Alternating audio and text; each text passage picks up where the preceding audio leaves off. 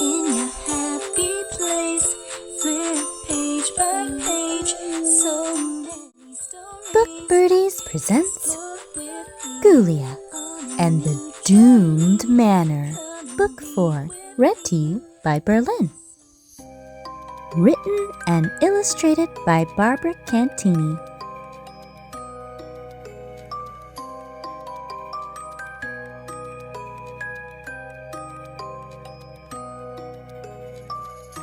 Residents of Crumbling Manor: Ghoulia, Auntie Departed, Tragedy, Shadow, Rotten, Uncle Misfortune, Granddad Coffin. The residents of Fancy Manor: Auntie Witch, Dilbert, Mayhem, Danger, Birdees. One morning, the residents of Crumbling Manor woke to the ringing of the old telephone.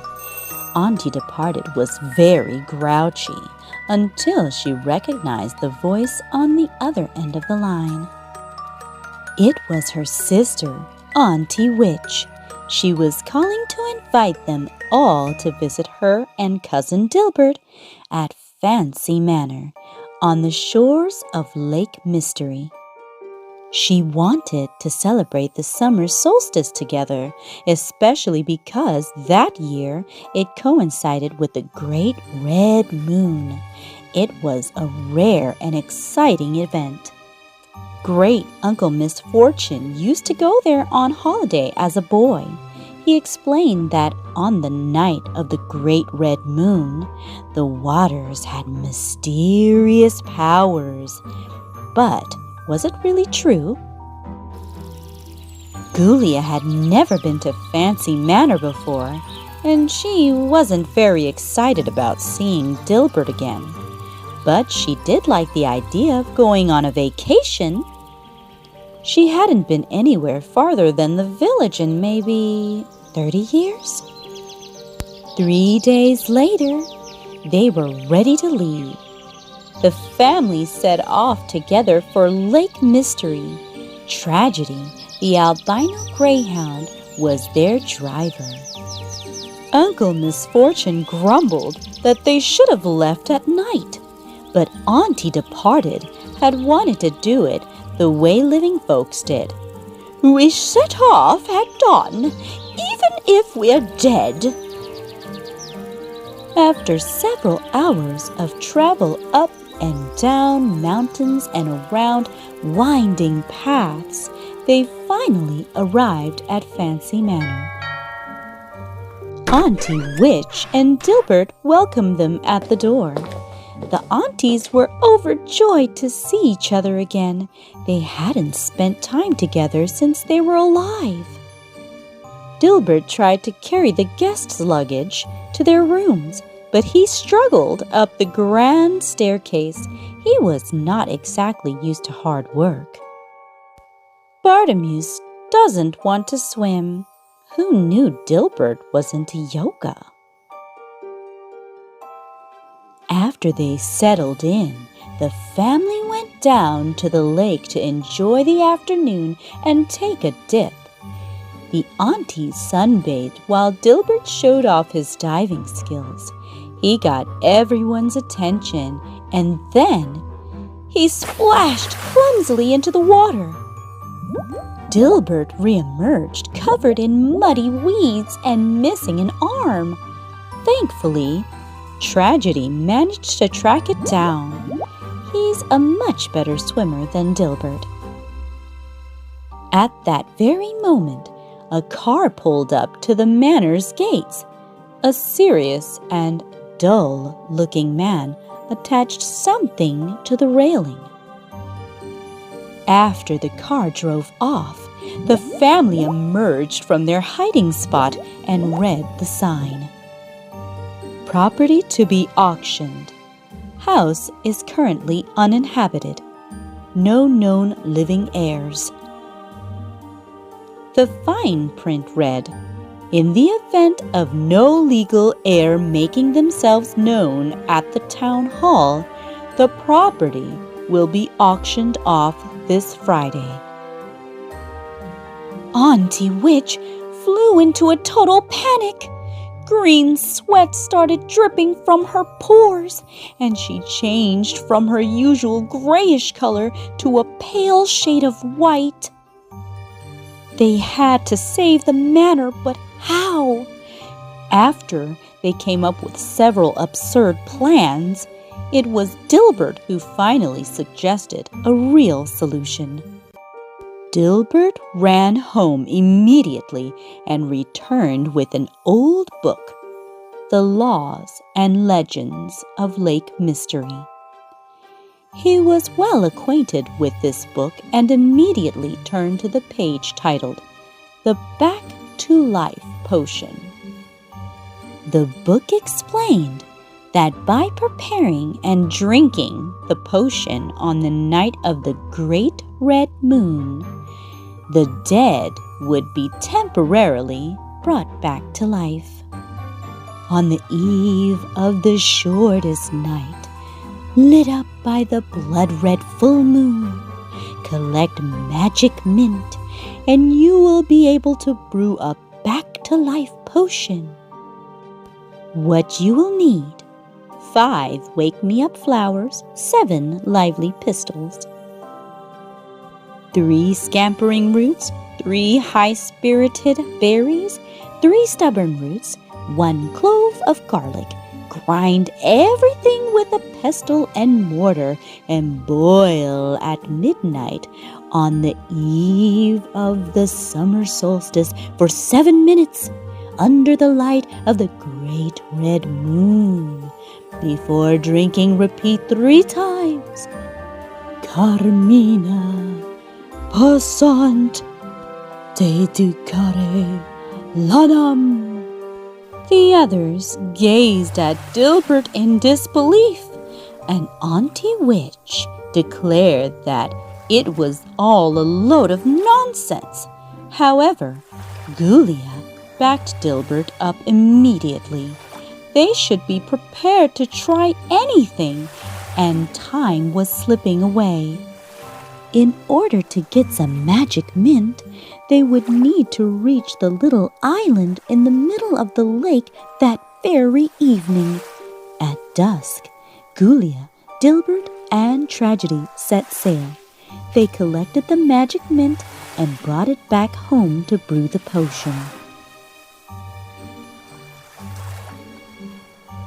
At the stroke of midnight, they started to brew the potion. They made a whole cauldron full just in case. The most important thing was to ensure there was enough for Auntie Witch. She would go to the village and prove she was the rightful owner of the manor.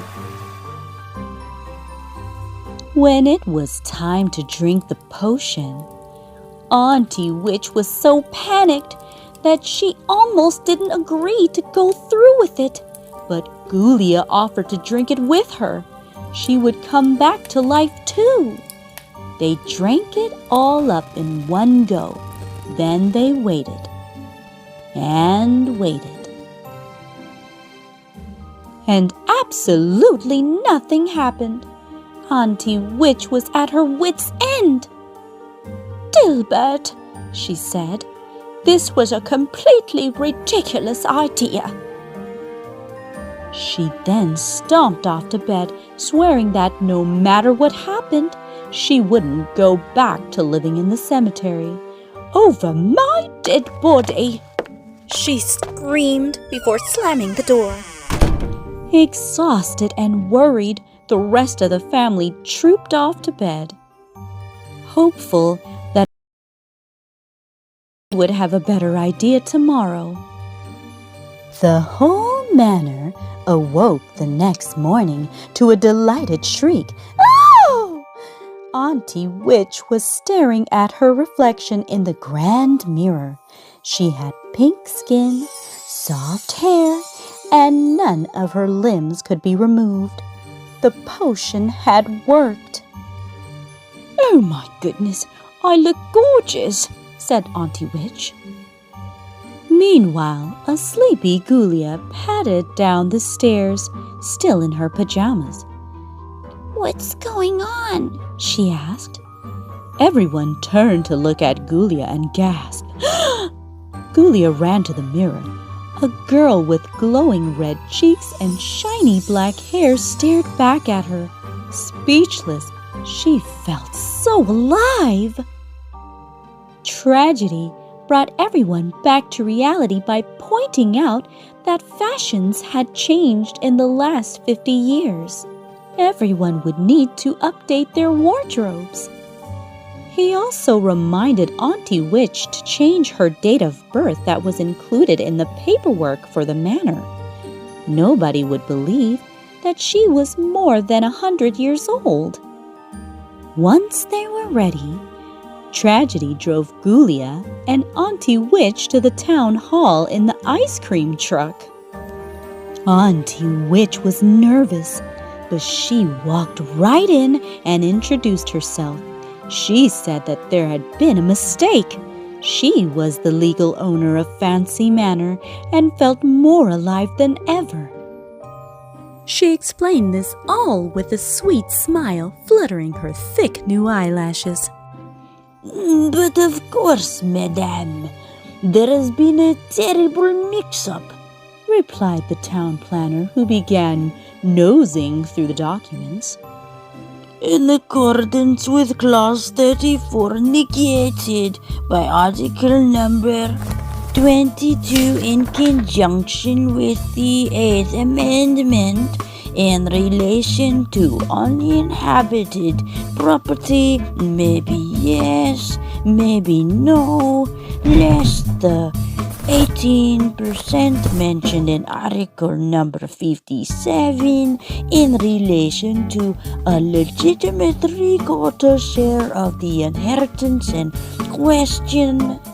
The town planner continued to cite an endless list of ridiculous laws, almost causing Ghoulia and her auntie to die once again of sheer boredom. Finally, he said, I believe that everything is in order. He then added, blushing, I imagine that you will be staying here at the lake for a few days. May I ask where you are residing? Without a moment's thought, Auntie Witch replied, Oh, at the manor with my family. The town planner looked a little confused. The house seemed to be in a state of total disrepair. And, in accordance with Article Number 637, subsection circle/diamond, not up to health and safety codes. Auntie Witch tried to reassure him, saying that although the house looked a wreck from the outside, inside everything was fine. She also told him that she adored the shabby chic look. But he was insistent. Tomorrow, he would come by for tea to check on the house and deem whether it was fit to live in. Once back at Fancy Manor, everyone was ready to celebrate, but Auntie Witch put the festivities on hold. They had to completely tidy up the house, and everybody would need to return to life for tomorrow's visitor. The whole family was very anxious. However, Tragedy took charge of coordinating the cleanup operation. Uncle Misfortune began dusting with a little help of Rotten. Ghoulia, along with Auntie Departed, touched up some paint here and there. Dilbert mopped the floors. Auntie Witch polished her antique tea set and dug out an ancient recipe book for living beings. She wanted to bake cookies to serve with the tea. That evening, before bedtime, the family had a toast to drink up the remaining potion. They hoped that everything would go according to plan that following day. The next morning, everyone looked splendidly alive. The next day, at 5 o'clock on the dot, the town planner's car parked in front of Fancy Manor. Ghoulia's family, alive and very tense, was ready to receive their visitor. The only person missing from the welcome party was Uncle Misfortune, who, given his lack of a body, risked provoking some awkward questions. They greeted their guest in the living room, where Auntie Departed was on hand to serve tea and cookies to everyone. Against his wishes, Tragedy played the role of a pet dog, and Auntie Witch introduced Dilbert and Ghoulia as her children. Before tea was to be served, the planner inspected the house. He appreciated the rich antique furnishings and decor, but noted that the stairwell needed some work in accordance with Article 234 in relation to the horizontal and vertical rules on safety. And the roof, plumbing, and wiring all needed to be fixed in accordance with Article number 344, line 6, remainder 2, after which, satisfied with how the inspection had gone, he shuffled back down to the ground floor. As the town planner made his way downstairs, he noticed that sticking out from behind a plant on the landing was a head. It was nosy old Uncle Misfortune. Flabbergasted, the man pointed to the head, and Auntie Witch quickly grabbed it, saying, "Oh, that's just one of my handbags. You know that I have quite a quirky sense of style." The town planner was startled but reassured, so he continued his tour of the house. But once they arrived back in the living room, the magic potion started to lose its power. After the inspection, everyone sat down for tea. A black spider crept out of the sleeve of Auntie Departed's dress. It crawled over her hand, which had turned a grayish-purple color, and wandered over the tablecloth. The man caught only a quick glance before Auntie Departed speedily caught the spider and scooped it away. Next, Dilbert's appearance started to falter. His arm, only just re-stitched after the accident at the lake, was starting to tear off again after he carried the tray of cookies. Auntie Witch tried to distract the town planner from Dilbert's limb, but then Ghoulia's face returned to its usual pale color with purple shadows under her eyes. The man, rather worried, wanted to rush her to hospital, but Ghoulia reassured him by saying that she was only suffering a tummy ache, probably caused by eating too many sweets. To wrap up their little party, Auntie Witch announced that she had to leave immediately. The visit finished in the nick of time, a horrific experience both because it was so anxiety-inducing and so boring. Once the town planner was gone, everyone breathed a deep sigh of relief. It had been a fun adventure to return to life for a bit, but ultimately they were all delighted to be dead again. Do you know what I think? Said Ghoulia.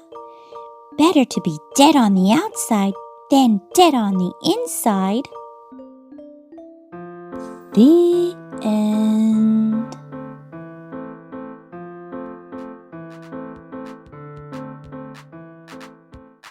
Please like and subscribe if you enjoyed this video. Tap the bell to be notified for new video uploads. Thanks for watching and joining me on my reading adventures. See you next time on Book Birdies.